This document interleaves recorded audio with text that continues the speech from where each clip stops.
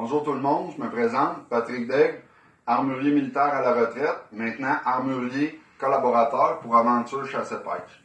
Aujourd'hui, je ne suis pas là pour vous donner des informations techniques ou des spécifications sur certaines armes. Je suis là pour vous parler de la législation Trudeau qui, en mon sens, ne fait pas de sens. C'est-à-dire que la législation a simplement été basée sur l'apparence physique d'une arme et non son utilité ou son utilisation, soit par les tireurs sportifs ou par les chasseurs occasionnels ou professionnels.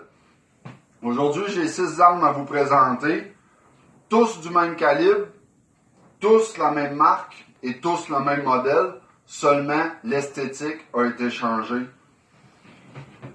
Voici la Ruger 10-22, petite carabine 22 long rifle, semi-automatique, chargeur détachable de 10 coups, crosse de bois. C'est la version que vous avez vue le plus régulièrement dans les magasins qui vendent des armes à feu.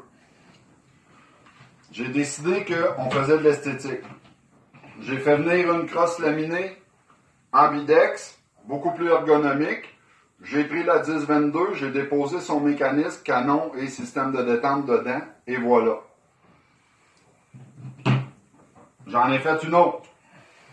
Canon lourd forgé, mais mécanisme, boîtier de culasse, mécanisme de détente, ainsi que chargeur détachable d'origine. Rien n'a changé.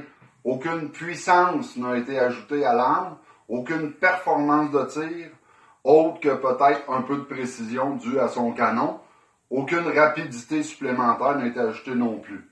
C'est une Ruger 10-22, exactement la même que celle de base. Ensuite de ça, j'en ai une ici avec un canon lourd d'origine. L'arme vient comme ça, à l'exception de la crosse qui était en bois, qu'on a peinturé en vert et rajouté un bipied pour augmenter la stabilité des tirs pour les personnes qui aiment tirer les petits gibiers tels que la marmotte, qui aiment chasser. Je me suis dit, ça pourrait peut-être être le fun pour quelqu'un de n'avoir une qui a un look un petit peu plus militaire. J'ai pris un autre Ruger 10-22 que j'ai démanché. Et puis, je me suis fait venir une crosse avec les longueurs ajustables, poignée pistolet, petit chargeur, détachable toujours. Lui, il est plus long, mais c'est dû juste pour faire. C'est le chargeur 10 coups standard de ces armes-là. Ensuite de ça, je me suis dit, tiens, on va m'en faire une à la James Bond, Rambo, etc. Science-fiction.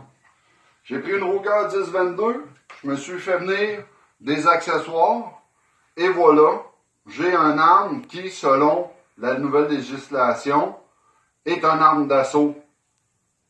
Non, c'est pas une arme d'assaut. La preuve, c'est seulement de l'esthétique, je vous le rappelle. La preuve, silencieux. Non, c'est pas un silencieux. C'est simplement un petit bout de plastique qui se glisse par-dessus le canon. Le canon vient jusqu'au bout, il n'y a rien. Ensuite de ça, mon Dieu, un désintégrateur cosmique. Pas du tout. C'est simplement un petit red dot avec un viseur laser. C'est des accessoires. Ça n'augmente en rien la performance de l'arme. Ouais, mais elle vient-tu comme ça du magasin? Non, elle vient pas comme ça. Ce que j'ai fait, j'ai acheté un paquet de petits morceaux. En fait, ça vient dans un kit, dans une boîte. Oui, gros chargeur. Non, pas gros chargeur. Petit chargeur 10 coups d'origine, clippé sur une sleeve en plastique, simplement. Ensuite de ça, oui, mais la crosse, même chose que le reste. C'est simplement le boîtier de culasse, le canon et le système de détente d'origine que j'ai utilisé pour mettre dans mes accessoires de plastique. Ceux qui ne me croient pas, on prend la petite Ruger 10-22 d'origine. Pour les besoins de la cause, certaines vis ont déjà été légèrement enlevées. On enlève celle-là comme ça. Je ne vous donnerai pas un cours comment modifier vos armes. C'est pas le point. Le point, c'est de vous montrer que c'est simplement de l'esthétique. Et voilà, comme ceci.